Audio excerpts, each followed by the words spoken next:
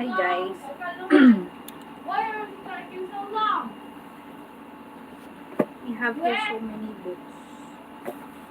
So we're going to choose which books are we going to read for today. So yesterday we didn't finish the book that we started. So we're here to read books so that we could enhance our vocabulary and be fluent in speaking in English and try our best to um,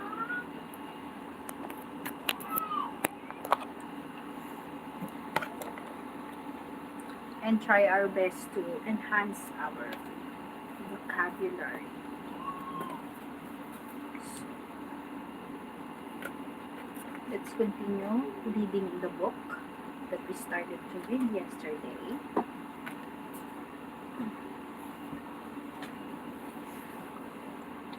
Okay, let's go. It's called The Gratitude Habit by Hazel Attention. And let me put on my bow so that we could read our book without disturbances or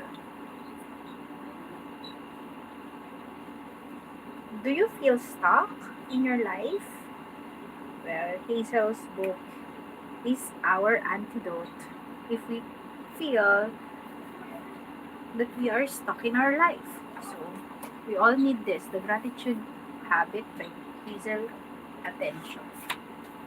The gratitude habit, how to change your life by saying thank you for every day. Okay, first story, the preface. Okay, have you heard the story about the king and his assistant? There was a king and his assistant who were close to each other. The assistant was beside the king through thick and thin. This assistant has his habit of saying, everything is good. Whatever happens to them, good or bad, he would always say these words, everything is good. Whenever they won or lost, whenever they survived an attack by mountain bandits, or whenever they were caught in a terrible storm outside, the assistant would exclaim, everything is good. One day, the king and his assistant went hunting. They did not realize that they were already lost in the forest. The assistant used his long sword to cut the thick bushes along the way. The king would then follow him. By accident, the assistant moved the sword in the wrong direction and cut the right thumb of the king. The assistant profoundly asked for forgiveness from the king and said, everything is good. But the king was furious. When they arrived home, the angry king ordered his subordinates to put his assistant in jail. The assistant was imprisoned for the rest of his life. But the assistant still exclaimed, everything is good. After a few months, the king went back hunting again. This time, he was alone. On his way, he did not notice that he was already in a territory dominated by cannibals, who later on captured him. These cannibals do not eat a captive unless he has complete body parts. When they saw the king's thumb was missing, they set him free. The king ran as fast as he could. When he arrived home, he went immediately to his assistant in prison and ordered his men to set his assistant free. He narrated to his assistant what happened to him. After the assistant heard the whole story, he exclaimed, everything is good. If I were you, I would have do I would have been the one captured and eaten alive by the cannibals. Whatever we have is a gift. Yes, everything is good. Everything in life is good. Life is incredibly good. Hi, Thirdy! Yes naman. Everything is good. Everything in life is good. Life is incredibly good. Whatever may happen to you, good or bad, it is still good. There is always a blessing and a purpose in everything. Whatever we have is a gift. We don't own anything. When we were born, we arrived on earth without anything. Everything is given to us by God. The life we live, the family we have, our education, our learnings, our friends, our work, our talents, and our skills. Everything is grace. We do not deserve anything, but God, out of His love and goodness to us, has showered us with a myriad of blessings every day of our lives. What do you mean with, how will you read this one? Myriad? Myrad? Myriad. And what does myriad means? Ito na yung sinasabi ko sa inyo na expanding our vocabulary, that whenever we encountered a word that we don't understand, we need to pause a little bit just to know what does this mean. I have here my other phone so that I could check what's the meaning of this word, but then it's not working. No battery, it's empty. So there's no means for us to know what does this word means. So is it what it is? Myriad. Can you please tell me what does it mean? Myriad. The word myriad. So you can comment down the answer if you know the meaning of this word, then I will continue reading. Okay? While writing this book, I went to a mountain top. I am a melancholic person, so I enjoy doing things in silence. My creativity is awakened when I am alone in a peaceful place. I went to that secluded place so I could focus my time on writing this book. It was such a beautiful place. I was relaxed and my mind was peaceful. One day, after attending the Holy Mass and spending time in the Adoration Chapel, I went back to my room. When I picked up my cell phone, I saw a missed call from a dear friend. I texted her and asked her the reason for her call. Then she suddenly said that her family would give me a pair of shoes as a gift. Her dad and mom took a vacation in the United States and were coming back home in a few weeks. Wow! It was a pleasant surprise. I was so happy. I am sure you also experience the same feeling when you receive a surprise gift.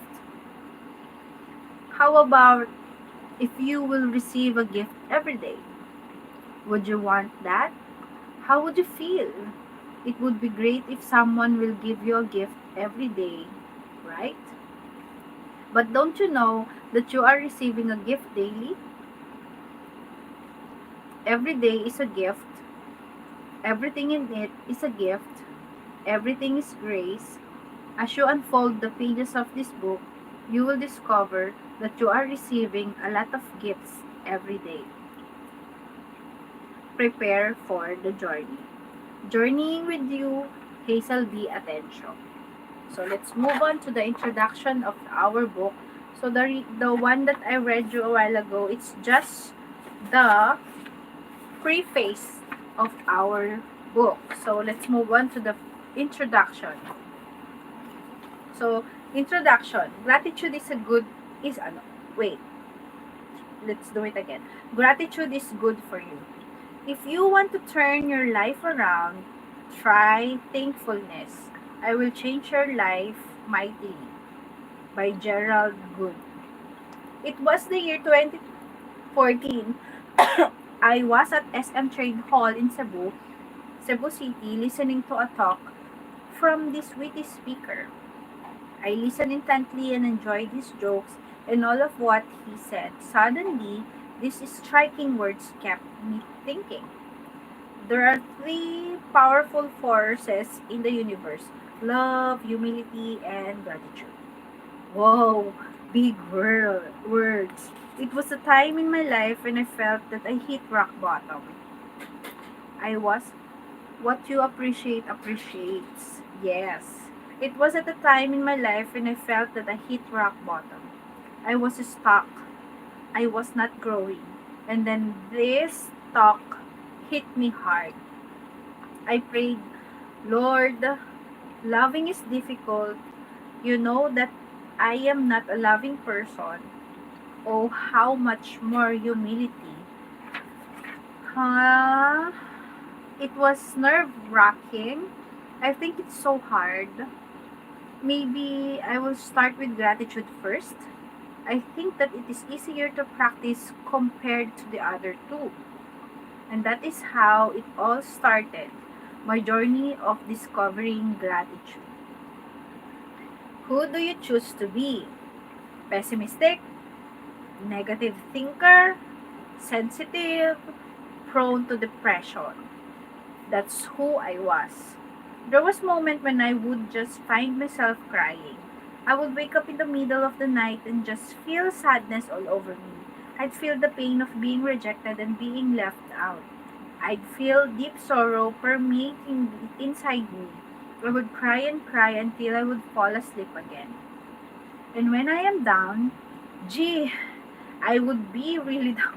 Nakakatawa ba sa akin? Pero please bear with me. I need to practice my English.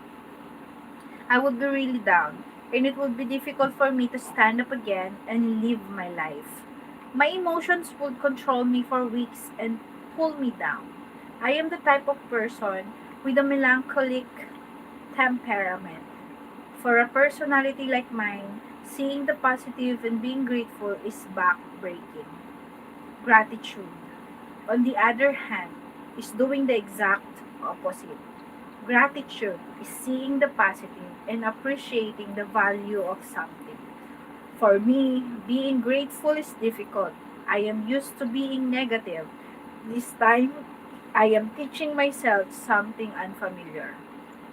But the moment I saw everything as a gift, as that I do not deserve anything, that was the time I started to develop the attitude of gratitude.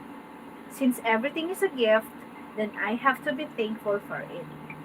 I remember the story of twin brothers who were the exact opposite of each other. One was, oh yes, you really need the practicing of the words. Yes, exactly, 30. Please help me learn English. I remember the story of twin brothers who were the exact opposite of each other. One was a total pessimist, while the other was a total optimist. One Christmas day, their parents gave them a gift which was not what they usually received every Christmas. They brought the total pessimist to a room full of brand new toys. As soon as the little boy saw the stack of brand new toys, he started crying. The parents asked the little boy, "Don't you like our present? Don't you want to play with the toys?" Sobbing, the little boy answered, "I am afraid I cannot play with these toys because I might break them." Then they brought the total optimist to another room. While they were on their way, they could already smell the horrible odor. The room was piled up to the ceiling with manure. But as they came nearer, the little boy kept on smiling. When they opened the room and saw the manure all over the place, the little boy suddenly exclaimed, "This is the best gift I have ever received. Thank you, Mommy and Daddy." The parents were shocked by their child's reaction, so they asked why it was the best present for him. The little boy happily answered, "With all the manure all over the room, I know that there is a pony somewhere. I would love to ride a pony." Albert Einstein, why am I telling you this story? Albert Einstein once said, "There are only two ways to live your life. One is as though nothing is a miracle. The other is as though everything is." Who do you choose to be? You can be a pessimist, focusing on your attention on whatever bad things that happen in your life, or you can be an optimist, a person who enjoys and savors the blessing all around you. You have a choice. There's the truth. Life is a choice. You have a choice on what you want to enter into your life. You have a choice on what to focus on. Yes, you have a choice. Some people may not be grateful by nature, but it is a habit you can get accustomed to, said Dr. Norman Rosenthal, a psychiatrist and author of Winter Blues. There's a growing body of research on gratitude led by one of the most prominent researchers in this field, Robert Emmons, PhD, professor of psychology at UC Davis and author of Thanks, How the New Science of Gratitude Can Make You Happier. He discovered that those who viewed life as a gift gained a boatload of benefits, from better mood, stronger relationships, to better health and intelligence and resilience. Gratitude, in a sense, is a spiritual muscle and as such requires exercise to stay fit and functional. When I started counting my blessings, my whole life turned around. Gratitude costs nothing. Yes, it is free, but the result is extraordinary. Now, let us begin unlocking the wonders of being thankful. Chapter 1. Gratitude is the key to happiness. The more we express our gratitude to God for our blessings, the more He will bring to our mind other blessings. The more we are aware of what to be grateful for, the happier we become. Ezra Taft Benson. I have this beautiful, talented singer lawyer friend named George. By the way, she is not just beautiful and talented. She is also, George is the name, but she is a girl. By the way, she is not just beautiful and talented. She is also kind and humble. She has all the positive traits any woman can have, but every time I would affirm her, she would not believe it, even if it was undeniably true. I was shocked when I listened to her story of self-defeating thoughts. How can a woman so beautiful, so kind, and so talented have negative thoughts running in her mind? She told me she was prone to depression and sometimes would have anxiety attacks. She felt that people looked up to her and thought that she was perfect. But through her law schooling days, there were times that she would quietly lock herself in a room and just cry and just cry the whole day. She even had thoughts of jumping off a high bridge.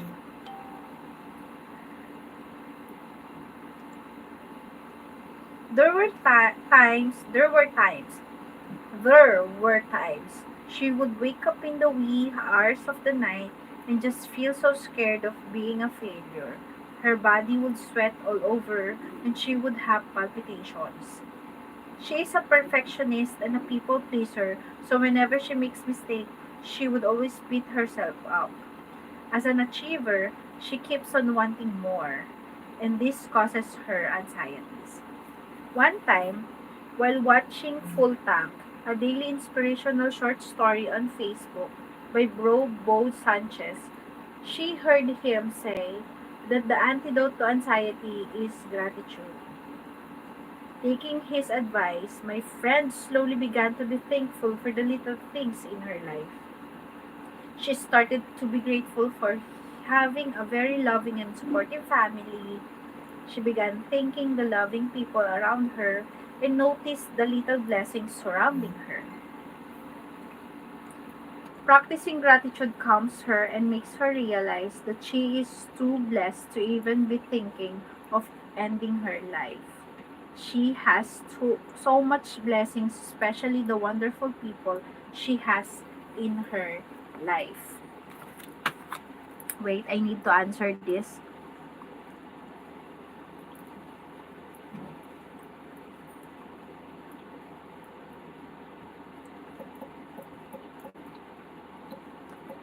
from Cavite to Isabela. Sorry. So yeah, let's continue. What does it mean to be happy? Some have lots of money or things has... Oh, okay. Let's repeat this again. What does it mean to be happy? Some have lots of money or things but are not happy. They keep on complaining about what they lack and keep on wanting more without appreciating what they have. But there are also those who may have so little in life but are deeply happy. They acknowledge whatever they have and are thankful for it. Therefore, it's gratefulness that makes us happy. It's gratitude that makes us joyful.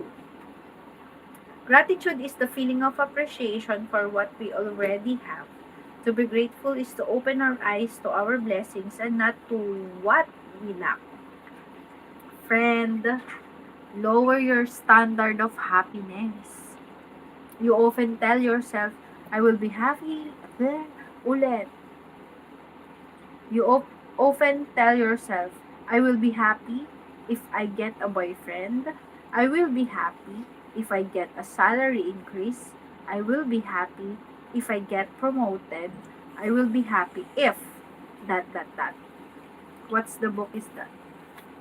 The Gratitude Habit by Hazel Attention. The truth is that if you keep on doing this, your happiness will be difficult to reach. Why not lower your standard of happiness? So instead, I will be happy if I am able to open my eyes in the morning. I will be happy if I am able to breathe. I will be happy if I am able to see. Do you think it will still be difficult for you to be happy? I want you to do something simple. Breathe in, breathe out, breathe in, breathe out. Did you feel good doing that simple exercise? That is the gift of life. You're still breathing at this very moment. You're still alive. According to research, one person dies every second. Tick tock, tick tock, tick tock, tick tock. Hey, are you still there? Yay, you are still alive and kicking. Don't you think that it's something to celebrate and be grateful for? Oh, di ba? There is always something to be thankful for. Blessings are everywhere. We are living in an ocean of blessings. Be grateful you had breakfast this morning. Some people don't have anything to eat. Be grateful you woke up this morning. Some were not able to make it today. Be grateful you have a home and shelter. Some do not have a roof over their heads. Be grateful you have a family. Some are orphans. Be grateful you have work. Some do not have one.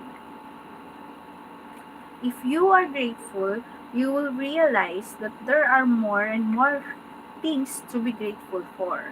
There are a lot of blessings around you. There's always something to be grateful for. Just open your eyes and your heart. There is a story of two people who were given a reward by their company for doing a great job. They both received an all-expense paid trip to Baguio. Wait a minute.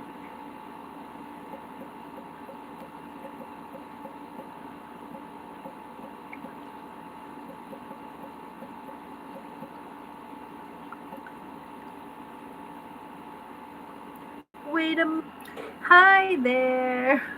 I'm so sorry. Okay, we'll be back. Oh my god, nawala yung filter ng aking face. Look at this one. I don't have filter on my face. Can you see that? So I will click on the filter again. Why it's not working? Retouch off. Retouch on. Ayan. We have filter.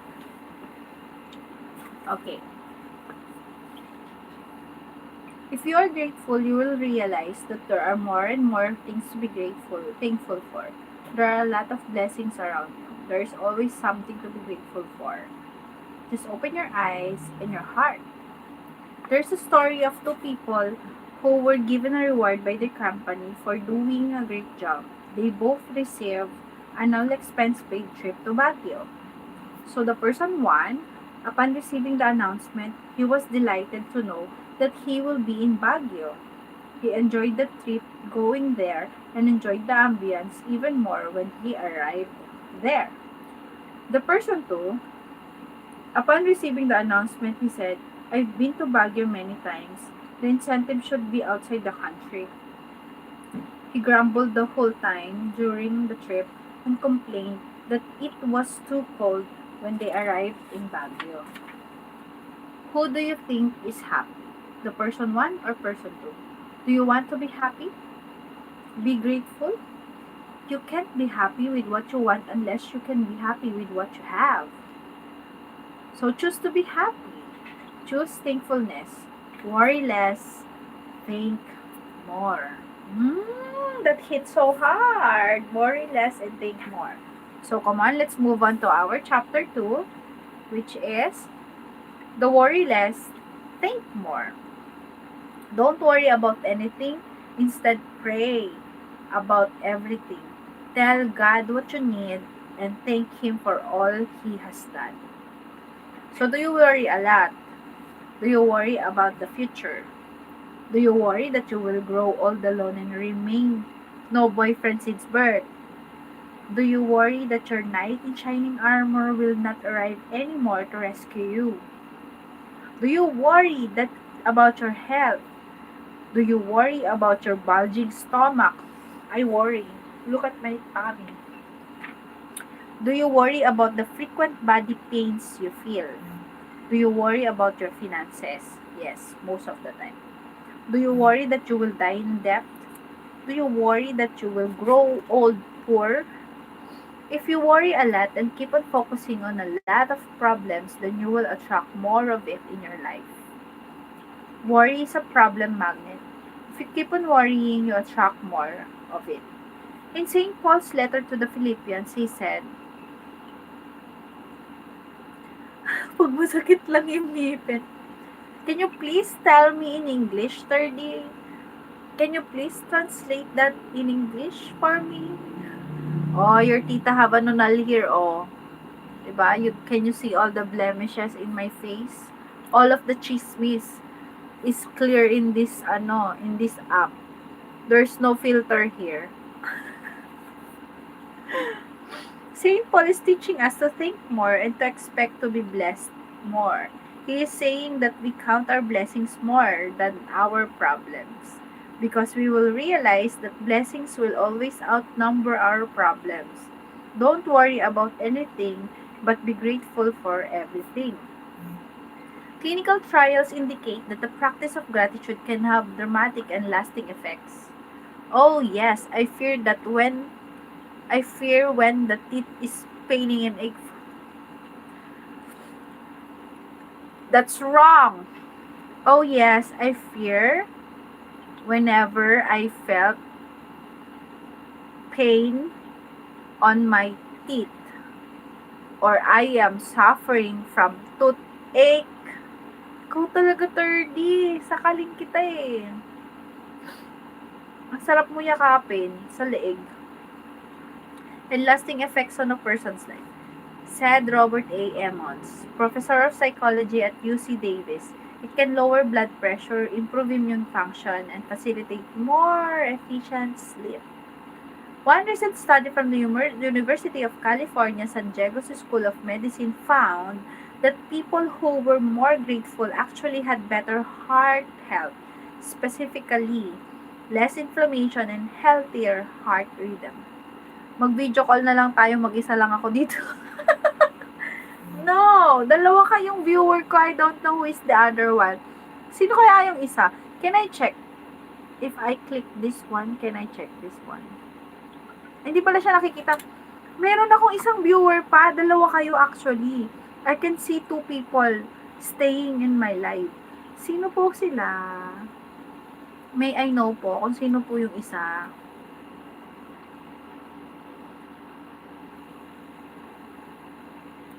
Kumain kasi ako ng mani. May nararamdaman akong mani dito sa...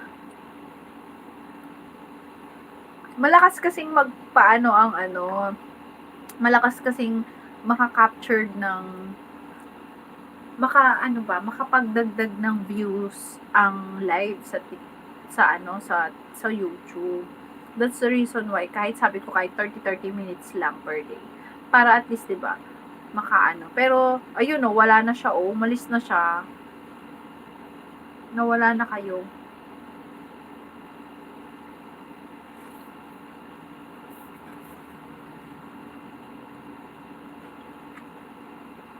Nandiyan ka pa 30. 30 nandiyan ka pa. Pero naka 30 minutes na tayo.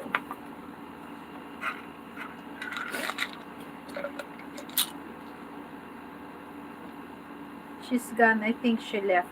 Nakikita mo ba kung sino? Oo nga kasi hindi na tayo nagbasa eh. Hindi na natin tinuloy. Minom na ako ng gamot ko para makatulog na tayo. Hindi pa tayo sa sa TikTok. So, bye guys. See you again soon. Babush!